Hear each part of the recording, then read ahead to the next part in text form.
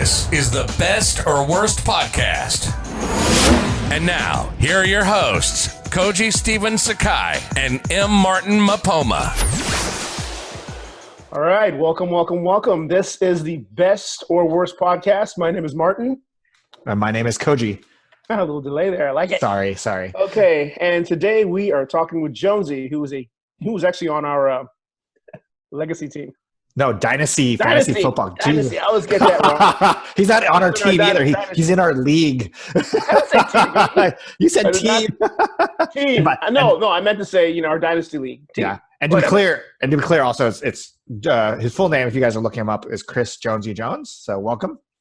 Thank you so much for having me, guys. Jonesy Jones. That's kind of so excited. So excited to be on episode number 33 of this podcast. It's an honor to be on here. And you're a comedian, an actor, writer, and podcaster. What can you tell us a little bit about yourself? Oh yeah, I began as a musician actually in Boston, and then transitioned into comedy because I thought that would be much easier of a career. Wow, difficult. But I really liked it because it was so difficult. It was such a challenge.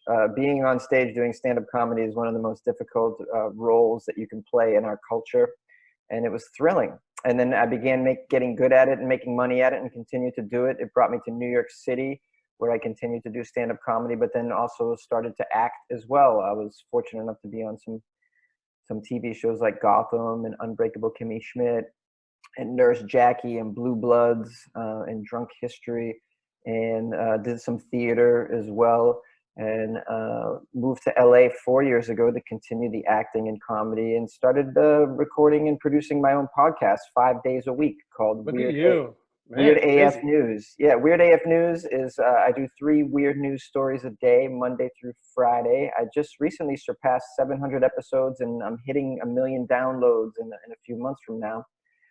And that's been keeping me busy during the lockdown, I can say, because I haven't had a show since March 11th, haven't had an audition since February, and so it looks like all that stuff's on hold for now. So just the podcast is what I've been doing, and I'm pushing that forward now. I'm looking to expand it and spend my time learning about how do you market podcasts and the kind of stuff that you guys do. That kind of stuff Koji does. He's good at that. Yeah. I see you're wearing a Chicago Bulls shirt. Did you live in Chicago for a while? No, I'm a Boston fan. I'm from Boston, Mass. I'm a huge Celtics fan, but I just watched that Last Dance, and I broke out my Bulls shirt, which I've had for a bit, and I've been feeling Jordan lately. Really, it was really motivating, that show. I don't know if you guys have watched it, but man, it's just like that'll get you going in whatever you're doing in life, because never have I seen a fella so driven, It's just unbelievable. It reminds me of this Bruce Lee quote that I heard a long time ago, where he said something like, "There's no extraordinary men. There's just regular men with laser focus." Yeah, and that's what Jordan. I'm a big Bruce Lee fan. Yeah, and this is what Jordan is. Of course, he is an extraordinary man. He has a lot of talent, but I mean, nobody has the focus that he had. Look at what he did. I mean, when you and seeing him behind the scenes, it just really got me going. So I've been wearing my Bull shirt. And really, I thought That's funny you say that. It's because one of my college buddies. I went to Kentucky, and one of my friends played for Kentucky, and he was Mr. Basketball in Florida back in the early '80s. And he went to, before they had the McDonald's All-American Classic, he went to what was it, U10? I could be wrong. No, sorry, that was somebody else. Anyway, but he went to a basketball camp and with all the top players in the country. And as a treat, they had Jordan come in. Oh. And he had a very interesting story about playing with Jordan. And he said, yeah, he was the kind of guy who he just came in there to crush you. He didn't care if you were a high schooler or a middle schooler. He was there to beat you. And he actually jacked my buddy's shoulder up. And and it's a very interesting story. But he talks about Jordan's laser focus. He goes, he said that Jordan is the alpha male personified. Yeah, he's a personified, everything about him. There's no mercy. Not that he's a bad, mean guy, whatever. There's just no mercy. Yeah. He has no room for second place. It's like Kobe Bryant. Kobe Bryant had that same. Yeah, to bring up Kobe. Focus, but I was going to ask you. I was going to ask you, Koji. I mean, do you think that? Have you always thought that Jordan was above Kobe? Oh, for sure. I mean, I think Kobe's a top 10 player. I don't think he's in the top 5, to be honest. I love Kobe and I love the Lakers, but I got to be real, And I actually do.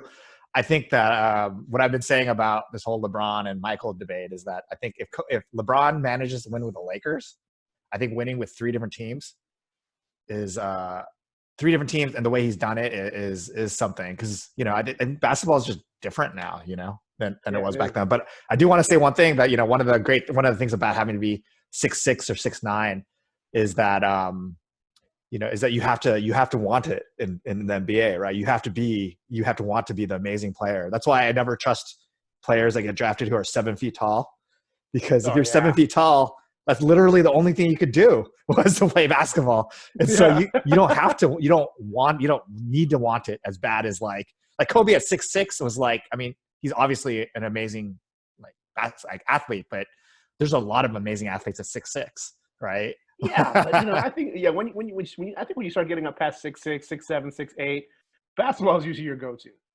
Yeah. No, but what I'm saying is that you need the passion. You need something that separates you from everybody else. Oh, without a doubt. When I was a kid, younger, when I first graduated, I worked at Jordan's restaurant in Chicago. So I was there for 2 of his. I was there on and off. So I was there for like 2 of his championships, and I met him quite a few times. I did a commercial with him too for Nike back then as well. And it was funny because he recognized me from his restaurant. But he was always cool to me. He was always a cool guy. He came to our Christmas parties, played pool with us. Oh, that's tremendous. That's so tremendous. Yeah, and we won't hold it against you, Jonesy, for being a Boston fan. I mean, thank you. Your 16 championships it's BS because they happened before basketball was really basketball. I just want to put that out there. Oh, really? But the Lakers are about to get 16 this year, so yeah. And one of your championships is from Minnesota as well, so we could talk about that. But you have like 10 from back in the day when there was like 12 teams, dude. True, it's true. It's very true. And you had like 8 Hall of Famers on your team, because it's like. But Koji, do you think that you think Michael's the best number 1, right? Without a doubt. Yeah, I mean, I think it's between Michael and LeBron. I think LeBron's career is not over. I mean, I think Michael's still number 1. I would pick. It's just Jordan, man. I mean, and also I don't think it's clear cut. Like if for example, I think it was Stephen A. Smith, who I don't really love Stephen A. Smith, but he did say a good thing. If you're like an alpha male player, if you're like an amazing basketball player, you probably want to play with LeBron, not Michael, because if you play with LeBron, he'll pass you the ball. Michael will never pass you. That was Kyrie's beef, of course, as well.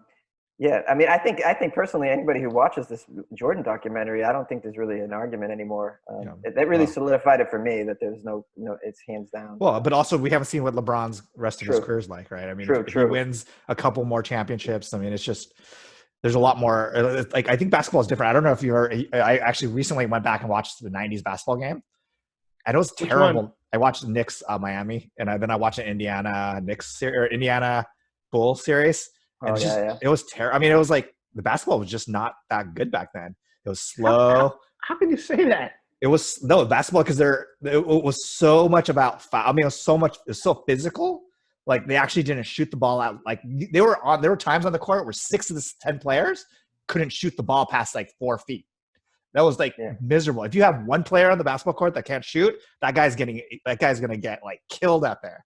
Well, there certainly wasn't as much scoring, and I'm learning that was watching that doc. I mean, all these playoff games, the scores most of them are under 100 per team, which you don't really see that ever anymore. It was different. It was much different. No one's shooting threes, really. I mean, it was quite different. Yeah, like now you need a center shoot 3, right? Like you need like your center's not shooting threes. 100%, your center needs to shoot threes now. It's crazy. I mean, there was like I was watching those like Knicks games where like literally like the 3 forwards couldn't shoot the ball. And you're just like, damn, this is crazy. Like, you guys are like, they're basically just out there to like hit you. And it was just, the way basketball was like, they'd come down the court. That was Detroit, man. Detroit. Yeah. Well, they come down the court and then they'd like get fouled. They go to the free throw line, and then like they run back the other way. And then they'd be like, they'd use 23 of the 24 seconds. Like, now it's like, basketball, pass, wide open 3. Yeah. Like, and then you go and run down the court, you pass. Like, everybody is like, it's crazy. It's anyway. And any player is capable of averaging 20 a game. Any player can do it. But you look back then, that wasn't the case. Watching that Utah series against the Bulls, with the ball always went to Karl Malone. The only guy that could really score, Karl Malone, just like mailman. Yeah, and I mean, you're like, wow, they built the team around the one guy. Wait. Hold on a second, real quickly. Moses Malone was the mailman, right? No, Karl Malone was. Karl Malone was okay. Just making. Yeah. No. Just double checking. Hey, I don't want to be wrong on here, man. This stuff is forever, dude. Karl Malone, the mailman. Yeah, the mailman. Oh, go ahead. So, and then now anybody on any team can average 20 if they're just given when the ball goes to, I mean, the ball just moves around and everybody's capable of scoring. Sure. It's so different. So different. Why don't you talk to us a little bit about your comedy a little bit? What kind of comedy do you do? Like I've were you obviously on heard your Gotham? comedy, you know? That's what I want to know. So what kind of comedy do I do? I like all my stuff is autobiographical, and most of it is grievances. My grievances I've turned into comedy. So a lot of just complaining is what it's come down to. Be like, this is stupid in our culture. This pisses me off. This is why my life sucks right now. This is why I don't hang out with these people. This is why I chose to live here, and I hate this place. It's all stuff like that. So mostly grievances. That's cool. Yeah, that's what you're aggrieved. Yeah. What about Gotham? Who were you on Gotham? So I was in season 1. I played a character called Carl Smikers. I was in an episode called Balloon Man, and I was a bad guy. Because I loved Gotham. I watched it religiously. Yeah. You so episode 3 or 4, I think, is what I'm in. In the first season, the very first season. I think it's 4. Is it 4? 3 or 4? Yeah. Were you killed by Jada Pinkett's guy? I was not. No, I wasn't. I wasn't killed. I was taken in though. I was beat up by Ben McKenzie. We had a nice fight scene, which was quite fun. He basically just tackled me and punched me a few times. and brought me in, and so season 1. You enjoyed the show? Oh yeah, I did. I'm a big comic book fan, so and I love Batman from DC. You like that show? Because a lot of the big comic book fans told me, like, yeah, I'm a big comic book fan. I didn't like that show. They didn't blah blah blah, and I'm like, hey, dude, I didn't write the damn thing, so I don't know what you're talking about. I know a lot of fans like that. I'm not that way. I'll watch anything on Batman, irregardless of whether it's good or not. It's just because I love Batman, and first of all, people that have a hard time with it, I keep telling them, hey, this is not the real world, okay? Sure. So there's a lot of of license that's taken with it. It's just people take it so seriously. Yeah, just kill me. Storytelling for film and TV is just so much different than anything else, and tweaks have to be made. Yeah, they really have to. Especially now when, you're competing with everything that can come up on your phone these days. So you're competing when you make a show. Koji, you know this. You got to compete with podcasts. You got to compete with everything that can come through your phone. So you have to make these things have to grab you, and you sometimes have to. People don't want the truth anymore. They want the interesting truth. And if that means taking some liberties, you have to do that to maintain their attention. Although I will just that I think if you're doing something that like Star Wars or something in the Marvel or even DC stuff, like there's a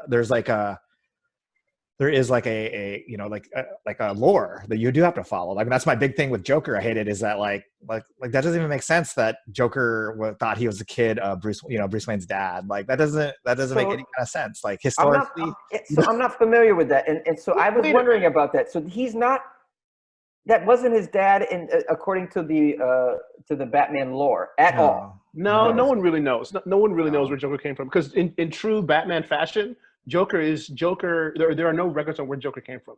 There are really no records of where Joker came from. Yeah, but if you look at the age-wise, it just doesn't work. Like but that's the thing. It's no one knows. Well, no, the killing in the what is the Joker? The Killing Book, is that what it is? I'll have to look it up. But I thought they had an origin story in that. Anyway, I do think but my point being more the Legend of the Dark Knight. You mean? No.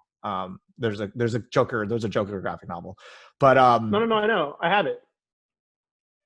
But I don't remember. But my point being that like there's like I think you have to like for example like in Star Wars there's like all the Clone Wars, like which is the comic or the cartoon version, works within the world of Star Wars. Like the last season does, yeah. No, everything else does. It should. Yeah.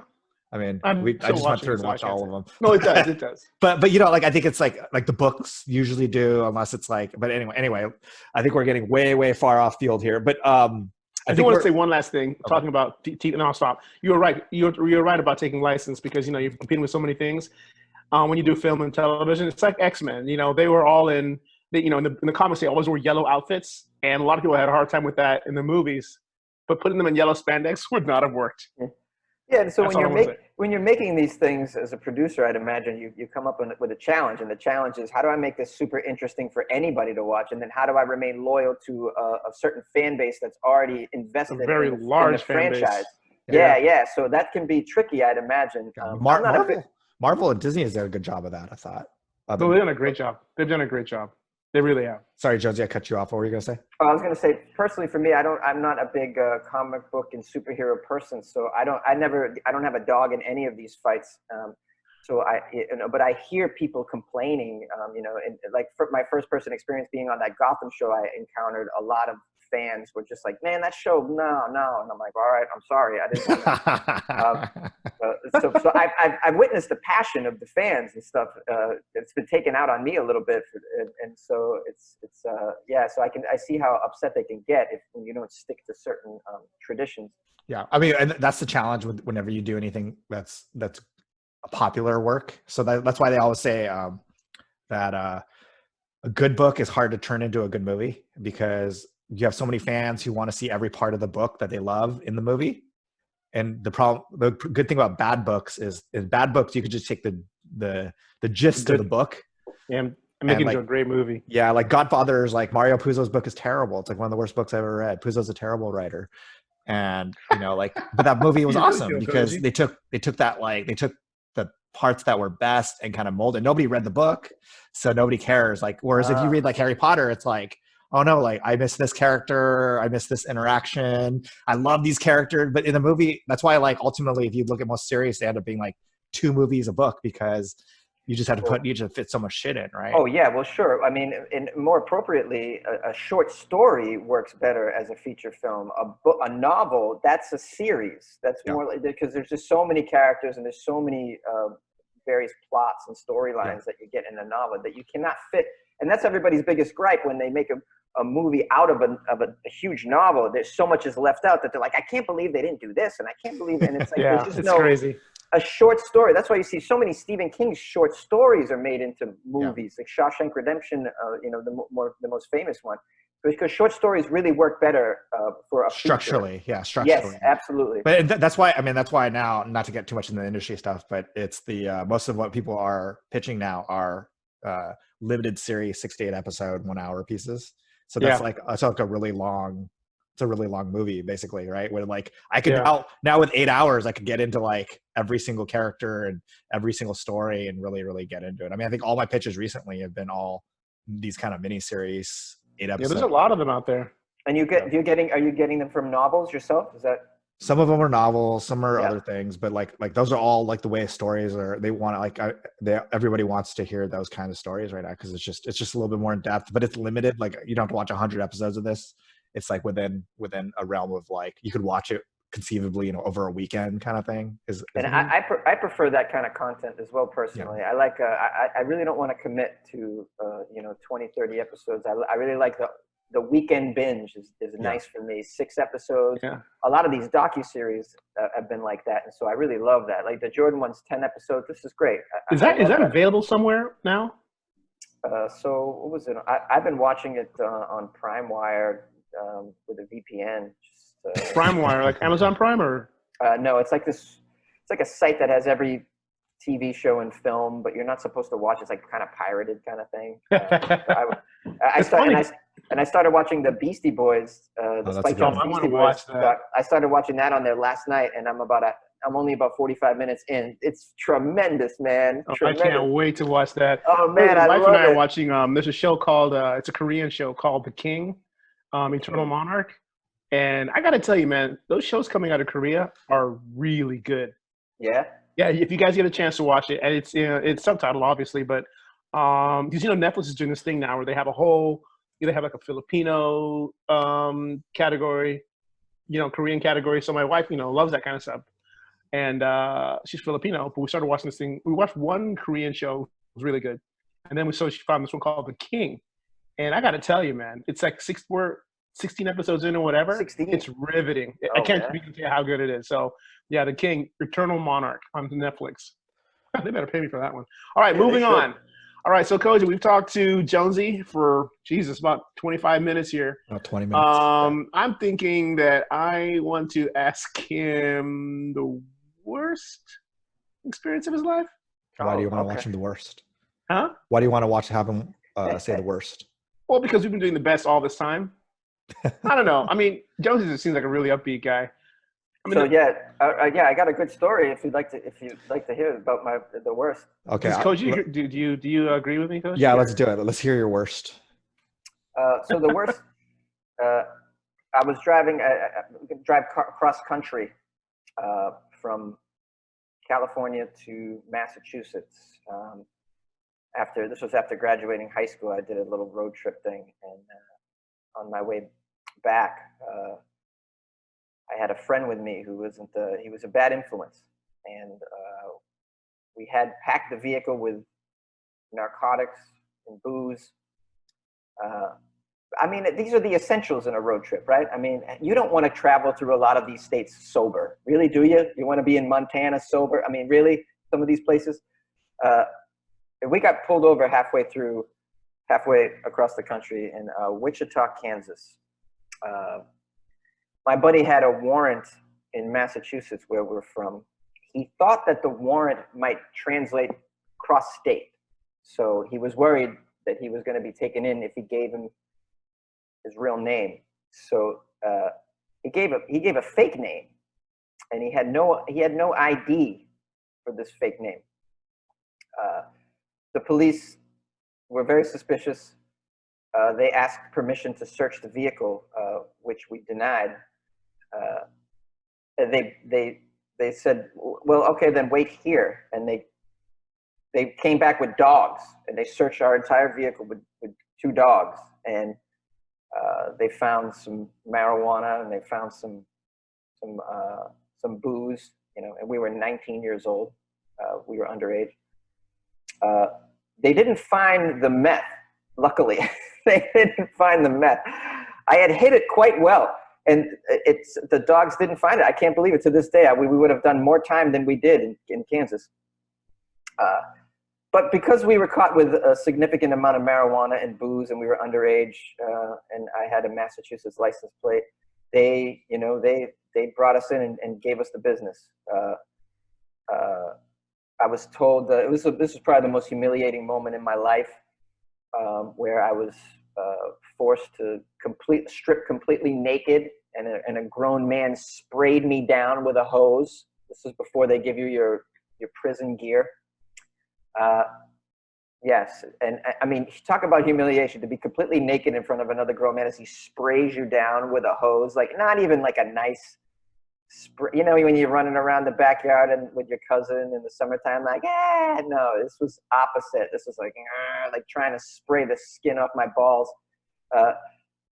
And then, so then I'm given my prison gear, and I haven't seen my buddy. We were separated. I didn't know where the hell they were taking him. He seemed to me to be in more trouble than me, although I was the owner of the vehicle. So, I mean, I was sort of culpable as well.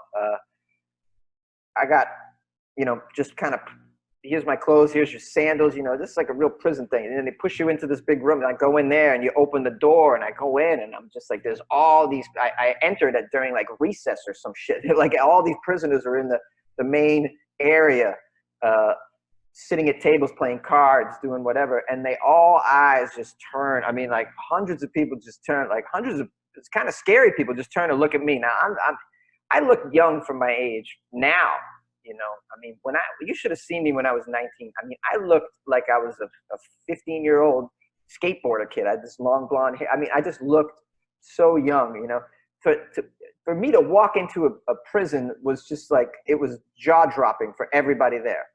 Clearly, like, what is this child doing here?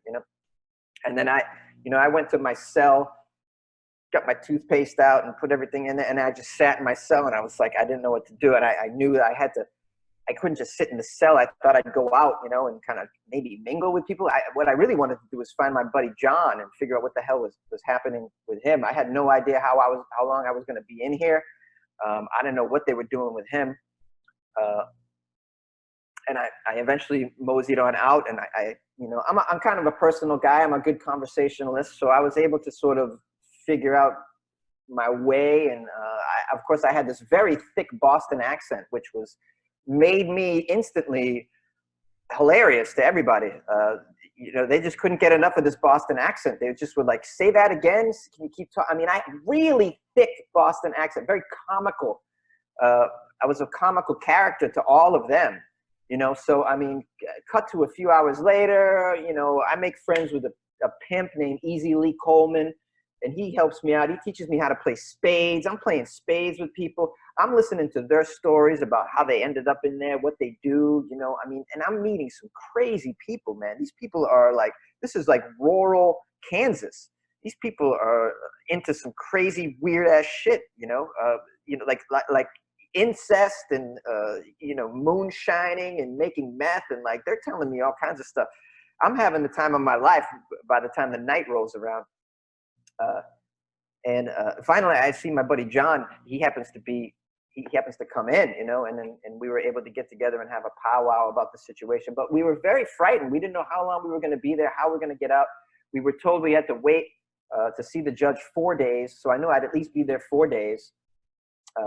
And you know, it's a frightening experience for you know, basically a teenager who I'd never really had any trouble with the law prior to that, really, ever, outside of like a speeding ticket. And I witnessed some stuff too that was a little like bananas. Like for instance, during lunch one time, some guy asked me if he could have my tater tots. So and I said, yeah, take. So he took my tots, and then right after he took the tots, I mean, it was like action like that. Like 2 of the guards came over and just dragged him, like he got in huge trouble for taking the tots. And they like, you know, they almost beat the guy, you know, for taking the tots. I guess you're not supposed to take other people's food or whatever. So, I mean, it was a frightening little moment there. And it's, you know, now whenever I see tots, it's just a weird experience because, you know, because tots bring joy to everybody, right? You see tots, you're like, yay, we tots. Like, I see tots, I'm like, oh man, that dude that got dragged away and almost beat to death for taking my tots. Moments like that were kind of like, whoa, where, you know, just sobering moments of like, oh yeah, that's right, I'm in a jail. I forgot about that. People ask me sometimes, they're like, hey, so did you get raped in jail? They always want to know, did you get raped in jail? Of course I was afraid that might happen because of how I looked. I had long blonde hair. Like I looked very pretty, you know, like, you know, like imagine me 19, big blue eyes, long blonde hair, not a big build on me, you know, and so frightening place for me. But no, I never got raped, and I never got raped because I went in with a plan, and I stuck to the plan, and the plan was I never showered. I didn't shower one time. I was there 4 days. I never showered one time. You know, it's like, so that my philosophy was, you can't bend over to pick up the soap if you're never holding it in the first place. You know, that was my approach to that. So wait, how did you get out then? So eventually we were told we were being what's called whopped out, WOPPED, something like that, whopped out. So after 4 days, I guess the judge was so inundated with cases that they were letting some of the, like, I guess the non-violent cases out.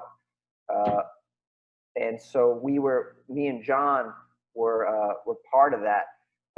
John, I got let out, charges dropped, no sweat, that I could go on my way. John, because he lied to law enforcement, he had something else to deal with, and he was supposed to go back to Kansas to appear for court later in that year, and I don't think he did. And to this day, he probably has a thing with Kansas. I'm not sure, but yeah. So that's crazy. So another little anecdote that is kind of fun is so Easy Lee Coleman, the pimp that I made friends with, he was such a nice guy, man. He like cut my hair to get me ready for the judge and shit. You know, because I had this long hair. He's like, man, you look like a fucking stoner, bro. You got caught with weed, right? We gotta cut your hair, man. He cut my hair for me. He let me speak to his wife on the phone because I was kind of feeling down. And he's like, let me talk to my wife. Come here. And her name is Janice Coleman. I'll never forget it. She was so sweet. She cheered me up. And to this day, I always wonder, like, how can a pimp have a wife? Like, it just blows my mind that he had a wife. Like, this is like got to be the most tolerant woman in the world, that she would be married to a pimp. You know, I've had girlfriends that are uncomfortable when I play co-ed softball. Like, never mind being a damn pimp.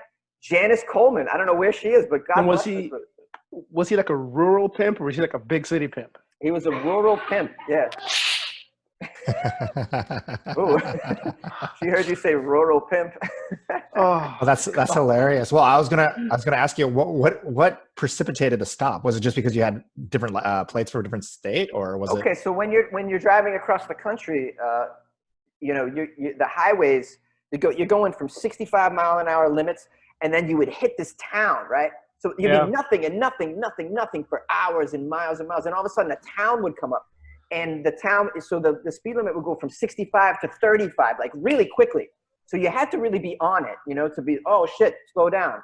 Well, you know, if you've been driving, you know, we were taking meth and we hadn't stopped driving for we had driven straight. You were serious about that? We were, yeah.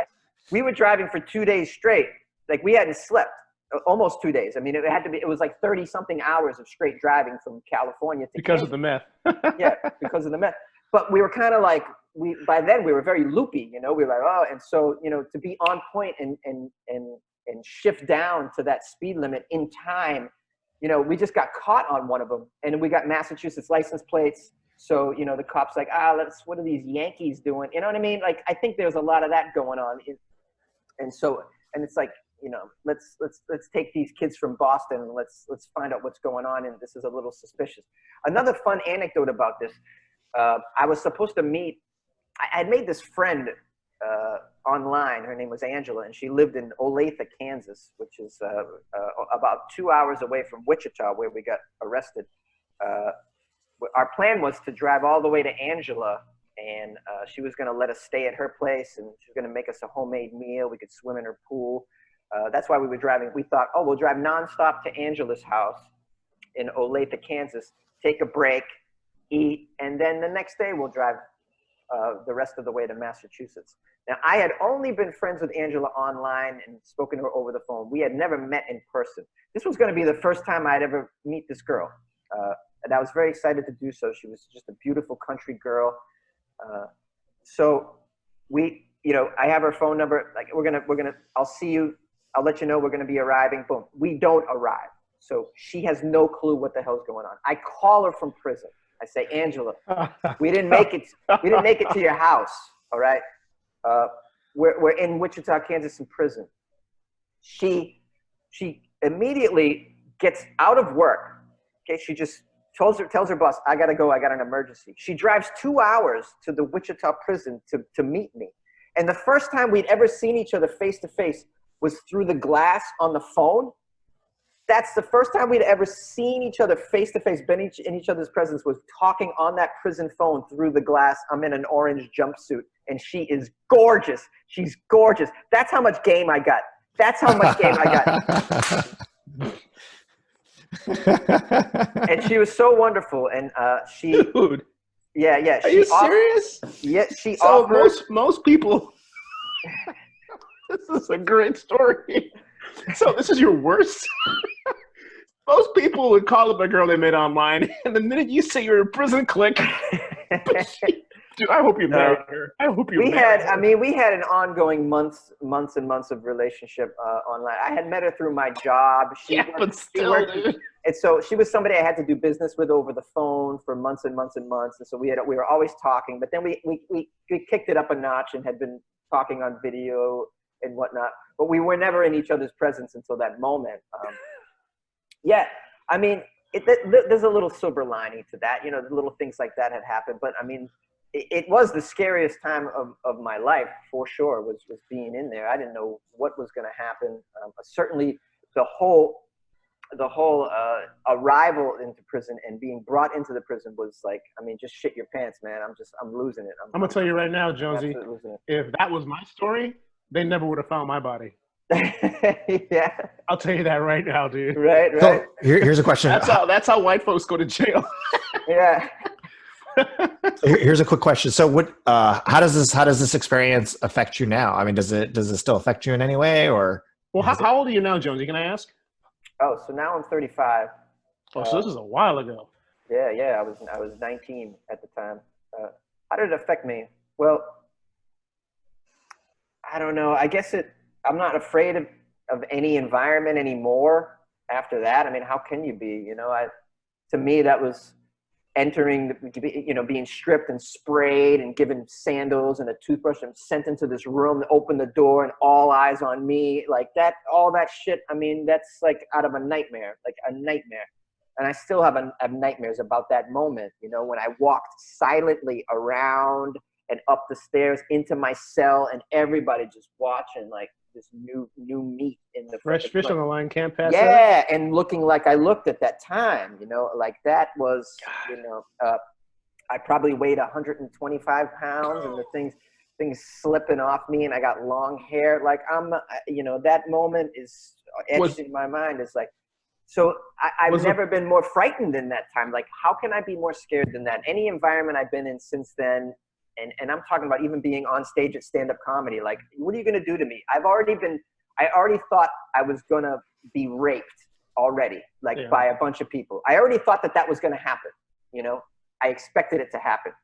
So how, like, being raped by a bunch of dudes, like, what are you going to do to me? How are you going to frighten me after that? I've had that moment already. It's was it like pretty, when someone puts the gun up to your head. Yeah, was it pretty diverse? I was one of the only white people in there, in the joint. Yeah. So the pimp was black? Yep. Easy Lee Coleman. Have you ever tried to look him up? I did. I tried to look him up on Facebook, and I can never find the guy. I tried to look up Janice. Not that they would even remember me. I don't know. I really don't know. But I was so grateful for Easy Lee that I wanted to try and find him years down the road, and I was never able to. I hope I don't even know if he's still alive. Yeah, my question, though, is did you get a phone call? Did you call your parents or anybody? Or? So I did call my parents, but I waited till the last day because I wanted to see if I could just get the hell out of there without letting them know, So wow. Yeah. Okay. Yeah. So I got them on the phone, and they said, "Well, what can we do? Can we bail you out? What is it?" So we had a plan. The plan was they were gonna wire Western Union cash to Angela, my friend, and she was gonna pick it up and bring it to the jail and get me out. Just me. Fuck John. John is like on his own, Are you still friends with that guy? I am not friends with him, and really, we just kind of acquaintances. He lives in Philadelphia, and he's a pastor now. What is up with that, dude? That happens so much. Yeah, I mean, he's somebody who went into crime and drugs and addiction, and then came out with Jesus saving him, and now he's spreading the Jesus software. I'm always leery of people that, dude. I'm always very cautious of people like that. Sure. I mean, but it's like anything else, whatever it is that you find, whatever your salvation was, is something you're going to now try and you're going to try and spread that software. So it could be Jesus, it could be sports, it could be whatever the hell it is. Everybody, people find their thing, and you just got to look at it like that. That's their software, and it saved them. Good for them. Not for me. It's a little annoying when they try and impress it upon you, but yeah. Did you have a good for this guy. Whatever got you over what you were doing back then, because I saw firsthand that he was a very self-destructive individual. He was suicidal and depressed and all these things.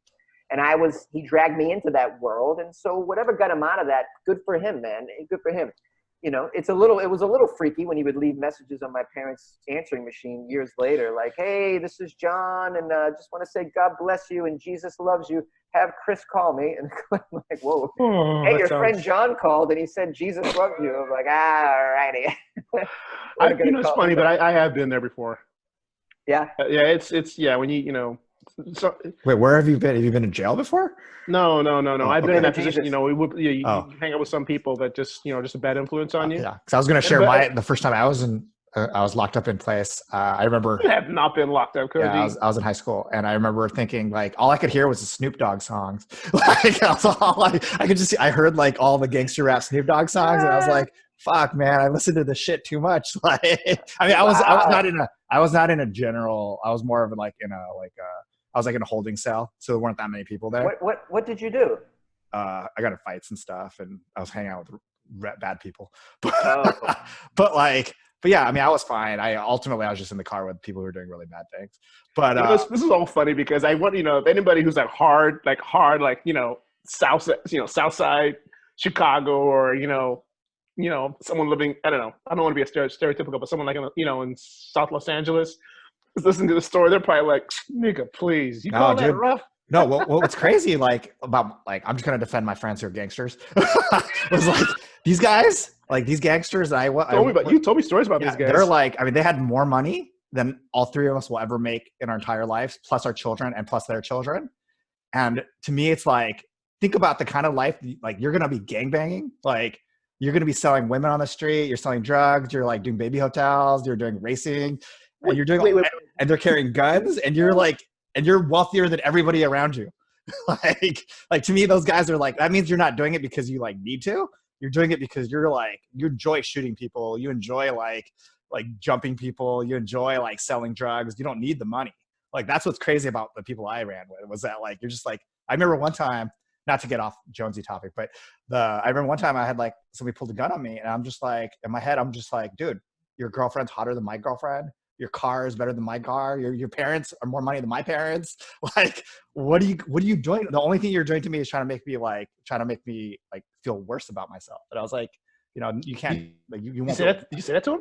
No, I was just thinking it, but it's just like, you just think like, what does this guy want? Like, if somebody's trying to jack me for my stuff, it's like, here's my chains, right? That's fine.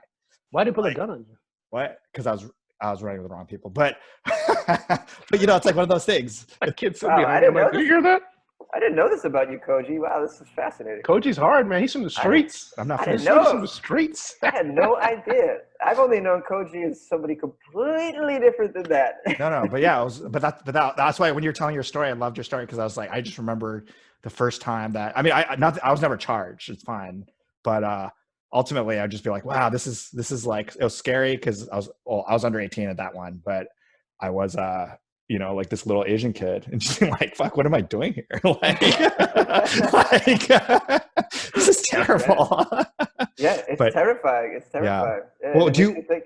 Oh, sorry. Go ahead. Go ahead. Ask your question. I was going to ask you. So, do you remember what that woman said to you? Angela? Yeah. No. Was it Janice, the wife of the pastor? What did she say? Or wife of the pimp? Sorry, I mean. Yeah, it was like, not much of a difference between the two. She just was like, hey, listen, just hang with Easy. He'll take care of you. He's been in this position many, many times, and you're going to get out of there. Everybody does. Don't worry about it. She just kind of bucked me up a little bit. I think she cracked some jokes and made me laugh a little bit. She was just a sweet lady who had a great sense of humor. And then he talked to her on the phone every day. The pimp checking in with his wife from prison. I mean, I just thought it was amazing. So did he run the show there? Was he like the guy? Or he was one of the guys there. He was one of the bigger people. And so befriending him, like nothing, I knew nothing was going to happen to me. Like or at least I didn't know in the beginning, but I could see, oh, this is great. This guy, everybody likes this guy. And he's like, hey, meet my new buddy from Boston. And because Easy thought I was hilarious the way I talked, Yeah, I bet, dude. That Boston accent cracks me up. Yeah, and he taught me how to play spades, and it's just like every time I said hats. What'd you call me? Hats. Like he's like, say hats again. Yeah, hats. Like this. He just thought I was a hoot, man. Like a hoot. And he had been in there a while. He was bored. Like you could tell he was very bored. He had been in there a few times. He had been through this before. And so I was something like very fascinating. They had never seen anybody like me before. No way. You were like a new car. Yeah, it was like a new car with this weird accent. They're like, where the hell, they couldn't even understand. They couldn't hardly understand what I was saying half the time. It was very. He was probably thinking to himself, "This kid is definitely in the wrong place." Yeah, I think there was a bit of that too. He felt bad for me. I mean, I looked like a child. I really did look like a child. That's a great story, because it's nice to know that there are some people who do really bad things, who see people like you, and they're like, no, we got to steer this kid the right way. You know what I mean? They sort of like. They take you in, and they may not say it out loud, but they're just like, you're not going to end up like me, Yeah, that's a great story. And one of the lessons I've told people about this is one of the things I learned by being in jail for a few days was, The jail it's not filled with all these evil people. It's not filled with all these bad people. That's just not what it is. I mean, the media sells us this idea that we should be afraid and that it's all bad people, and they portray it as this way, but that's not the case at all. And so what's going on there? Well, it's a lot of people that aren't bad at all. It turns out it's just super easy to end up in jail. That's all. You know what I mean? Which is sad. It's fucking sad. But that's the state of affairs in my country. There's there's 3 million people incarcerated in the U.S. I mean, what does that tell you about your culture? And half of them are, or more than half of them are nonviolent crimes. Correct. Correct. People try to make, to make ends meet. And that's usually who it is. You're absolutely right. It's, when I talk about, when I was half joking when I said, that if that had been my situation, getting pulled over and stuff, I'd have probably gone to the penitentiary like right away. I'm half joking about that, but it's true. If you don't have the means to get out, or you just look the wrong way, you look different. Oh, it's a whole different experience for you. And the fact that you can acknowledge that is really, really great, because there are a lot of people out there, friends of mine who would listen to this podcast and hear me say, if that had been me, I'd have been buried in the jail. They'd have been like, no, you wouldn't. You'd have had the same experience. And they would have doubled down on that. And I'm like, are you serious? And not to take anything away from your experience, which was really horrible, but it would have been a different situation for somebody else. Maybe not. Maybe. And the fact that you acknowledge that is really cool, because a lot of people are like, oh, it doesn't matter if you were black or white or Asian. It would have been the exact same experience. And I'm like, dude, you gotta be kidding me. Hey, look, it depends on this. Every situation is different, and there's so much power in the hands of police. They're making the decisions at the end. Yeah, of the day. they are. You don't think they saw a Massachusetts license plate and was like, what the hell is going on here? We want more answers. We need to spend more time with this vehicle. Yeah, and plus, that sort of stuff happens. Yeah. Of course it happens. Or if you're African American, we need to spend some more time with this vehicle before we let them go. This stuff happens. Of course it does. And one more thing, Jonesy, because you're actually right. So I moved from Chicago to California to be an actor. I moved in 2003. And I drove from Chicago all the way to California. I got pulled over in Colorado. And here's my thing. I say all this stuff about inequality and whatever. All of my few experiences, I've had 3 run-ins with law enforcement, all traffic related. Every single time, they've always treated me with respect. I got pulled over in Colorado by the cops, and it was snowing, and I was going fast, like you said. I came into a small city outside of Denver or Breckenridge after being on the highway for a long time.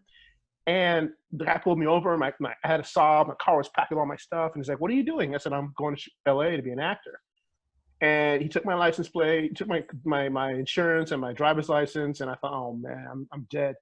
And he comes back and goes, hey, you know what? Good luck out there. And, drive safe. And I've always said that if I ever made it big, I'd give that guy a big shout out. He was a really cool cop.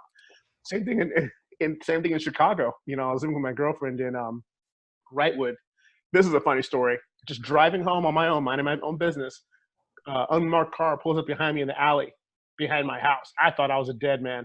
The guy gets out and he asks me for my license. And as soon as he started talking, because I talk in a certain way. As soon as I started talking, he realized that I was not the person he was looking for. And so he's like, all right, have a good day. I decided to be a smart ass. I don't know how he didn't beat my ass. He had a fishing thing on his shirt. I said, oh, you fish? He goes, yeah. I said, oh, I fly fish. And so I proceeded to force this guy. Koji knows me. I proceeded to force this guy to have a conversation with me, and he clearly wanted to get out of there. And I look in the mirror, and his partner, who was listening to everything, was dying of laughter. He was just dying. I mean, the guy literally was like, okay, I gotta go. See you later. He got in the car, and I could hear him go, fuck. So it was, yeah. Well, all you have to do, always, if you ever get it, I mean, here's one of the tips. This is not the guy code, but one of the tips is ask for a supervisor. Yeah, so, you always ask for a supervisor because come on, Coach. As a black man, I know how to do that, man. Well, because you know what happens, right? When they ask for a supervisor, they have to come. The supervisor has to come, and they have to do an investigation on what's going on. And so usually the cop will ask you not to try to talk you out of it, but then they have to do an investigation. Once you say I need a supervisor, they have to bring one no matter what. No. Wow. Well, that's what they say, but they're going to talk you out of it. They're going to try to talk you out of it. like, but don't let them do that though, right? no, of course not. Yeah. But like last time I was in my Pasadena house and this dude yelled at me because my pants were sagging, this cop, and she yelled at me. And then I said, well, what law I turned around, like I was carrying, I was like pushing my baby's stroller.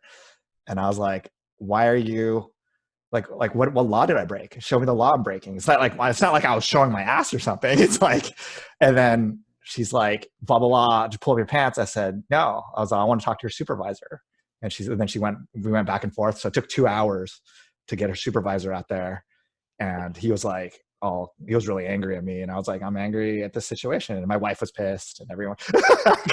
Your wife was there as well? I bet she was. No, my wife was like, this is in front of my house. And I'm like, you have every right to. I mean, I would absolutely ask for a supervisor. How dare they do that? Yeah. So that's just what a waste. What a waste of community resources. Yeah. This is what you're doing. A guy is a dad in the community. You're giving a shit for his I know. I was already like 30s or something. Yeah, so I wasn't like a young guy. So was the supervisor pissed that he had to come out there, or was he pissed? He was pissed at her. No, he was pissed at me. He had no right to be pissed at you either. I mean, he should have been embarrassed that his employee was like wasting resources. That's so fucking annoying. But anyway, me and cops. I every time I get stopped, I get pulled out of the car. You have that look, man. You just have that. You just have that look, like I'm just like, fuck, man. I'm so surprised to hear this about you because I just know you as like the nicest dude, a family man, and like, man, Koji's salty as hell. That's why I tell my, I mean, like from the very beginning of my child's life, I told him never talk to the police. Yeah. Honestly, I want to talk to my mom. I want my mom and dad here, and I want a lawyer. And I told Chunk the same thing. You always end the conversation at that moment because they're gonna try to talk the kid out of trying to get a lawyer and trying to get their mom and dad there. That's like the first. So I do a lot of stories on my Weird AF News podcast, and sometimes it's weird stories about how dumb the police are, and I've oftentimes railed against the cops on that podcast, and I have people kind of complaining that I've done that in the past. There's been a few occasions where I've gotten emails or calls from listeners who are like, man, you're just too hard on the police, man. You need to cut them some slack and this and that. And I stand by what I say. I don't feel like I need to cut them any slack at all. You know, I feel like I know a lot of the things that happen are just, you know, it's a one bad apple or whatever the hell it is. I get it. But like, there should be no bad apples in that role. Okay. I'm sorry. You're absolutely right. That's the thing. And if bad apples are slipping through the cracks, then you need to rethink how you allow them to have that fucking role. Okay. Yeah. Whether it's a better test, more background checks, like the things that I read that cops do that are so so degenerate. You're like, how did a person doesn't just decide one day to be like that degenerate person? That person's been doing that for a while. How did they get that position? Yeah. So whatever that process is needs to be relooked at. And also, to me, it's that they're just the biggest gang because, I mean, if they were truly there for truth or justice or whatever, then if there was a situation where they're going to rat on each other or testify against each other, they would.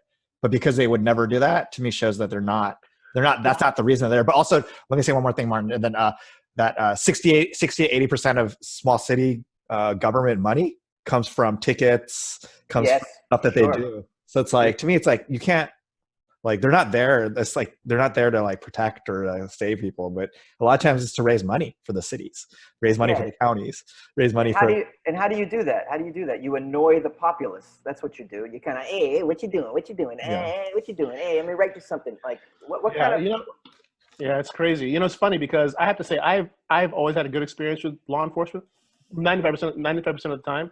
But two things I'm going to say. Ice Cube, in America's Most Wanted, there's one line in one of his songs that's always, and this is back in 1991 when I first heard it, to serve, protect, and break a nigga's neck.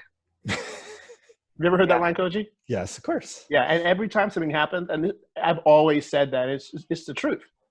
You know, it's nuts. And but, it's like, I feel that one more thing. Sorry, then I'll just let you go. One last thing I was going to say is that I have this belief too. I believe that cops get police officers shot. You know, asshole cop. If you ever notice, asshole cops never get killed. It's always law enforcement officers who are doing the right thing that go into a situation that's been aggravated because some asshole went in there first, and they're the ones that get shot. You know, asshole cops never get shot. They never get shot because their guns drawn all the time. And the good guys, you know, I've had, every time I see a cop, I'm like, hey, thank you for your service. They're always so sweet and nice to me. You know, when I was getting my citizenship, I had to go to the police department down the street from me with my son took him in there, and I'm getting all this, some stuff. And guy was super cool. I gave my son a fake badge and all kinds of stuff. They were great. And I posted about it too. But yeah, it just takes one bad call to make it look bad for everybody. And you're going to get, look, there's been changes in our economy over the past couple of decades. We don't make anything anymore in our country. There's no manufacturing. So if you want to have a career, a lot of times you got to go into the service industry. And what are you left with? Well, being a police officer or serving the community is one of these few jobs that you can go get and get health care and get a pension. And I get it. It's an attractive position because of that. But so you got people who ordinarily would have just went into a manufacturing industry, all right? I'm talking about people who don't have the smarts to go on and do tech or go on to get a higher education. What do you have left for them? Stuff like this. So you're going to attract, employees that have those qualities. They're not crazy bright. They just want to get something where they can get a pension, and their number one, attractiveness to this position isn't, the honor of serving the community or, something like that isn't attracting them to this position at all. It's like, I need a job that has healthcare and I'm not going to be going to get my master's. So let me do this. And you can make a great living as a police officer, given, eventually with overtime and all this other stuff, you can make a great pension and a great living. But if you have it like that, then you're just going to get these run of the mill people, and they're not morally superior than anybody else there, and so you're going to have this, as long as it's set up like this, you're going to have these people joining that industry that aren't on the up and up completely. They're not motivated by the right things to get into the position in the first place. Yeah. Well, Jonesy, I just want to take the opportunity. This has been a great talk. I just want to take this opportunity to thank you for coming on. Why don't you let people know how they can find you, how they can follow you, check out your podcast, because this has been great. Oh, thank you so much. I know I'm tuning in. You can follow me on Instagram @FunnyJones, and that's where I pretty much put everything. Normally I put my shows up there, but I don't have a show in the foreseeable future, unfortunately. The only thing that I do have going is the podcast 5 days a week, which I'm still doing. And what's that called? It's called Weird AF News. Weird AF News. You can listen to that on any of your podcast players. So I do 3 weird news stories from around the world a day, Monday through Friday. On Friday, I only do weird news out of the state of Florida. It's called Florida Fridays. And that is, if you don't know, it's the most degenerate. It's the most degenerate piece of land on earth. It's this place called Florida, and the news coming out of there. Oh, it's fantastic. I've been saying for years that we've been holding Florida's beer for years, for decades. It's so true. The place is like, it's just an unlimited resource for weird, demented news. Well, doesn't it have a lot to do with how they report crimes in Florida? That's right. So they have something called the Sunshine Laws, where they make all of their all the crime that happens is available to the public for some reason.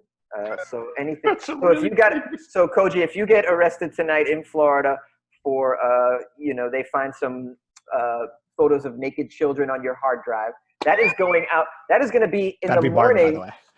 It's going to be available by the morning. Say that, dude. I work with kids. What's wrong with you? In the morning, that'll be available. You have to retract that. I retract it. Okay. Jesus. Yes. So yeah. I mean, like anything that goes down as far as crimes go, it's all public. It's in the public domain. So you have all of these small media companies grabbing those stories and putting them out. And if they're weird enough, the national circuits will grab them and also share them. So it seems like Florida is so bizarre, possibly because of how available the data is. But but then you have to ask yourself, so is Florida more weird than everywhere else, or is it just because? Hell yes, it is. No, but I agree with you, Martin. Hell yes, it is. I disagree with you guys about that. I think it's just the way they report it. I mean, have you been to Florida? Of course, I've been to Florida. Yeah. I've been to Florida several times. Let me tell you, that place is. Yeah, I don't think I think the crimes in Las Vegas are crazy. And I like they're never reported because the reporting laws are so different. I don't know what it is in Boston. I don't know what it is in Boston, by the way. For some reason, I get along with guys from Boston, but every bit of drama I've had in the workplace or whatever with women, it's always been a Boston girl. I don't know what it is. Yeah, dude, it's bizarre. But weird. Boston women and I just don't get along. Okay. on that note, we'll have to we can have that discussion. But thank you so much for thank you, Jonesy. Thank you, Martin, for everything. And please, everybody, rate, review, subscribe to the podcast. That's how we're going to get out there. Please help us spread out by telling people about this show. And if you'd like to be on the show, please let us know. Come to our social media on Instagram or Facebook. We're Best or Worst Pod. If anybody knows Jonesy's pimp from prison, please get a hold of him. We'd love to talk to him. Easy Lee Coleman, if you're listening. Easy Lee Coleman. Yeah, no kidding. I want to meet that guy. Thanks again, guys. Thank you for listening. Thank you. Please listen, subscribe, just like Koji said, and we'll see you next time. Thank you, Jonesy. Bye.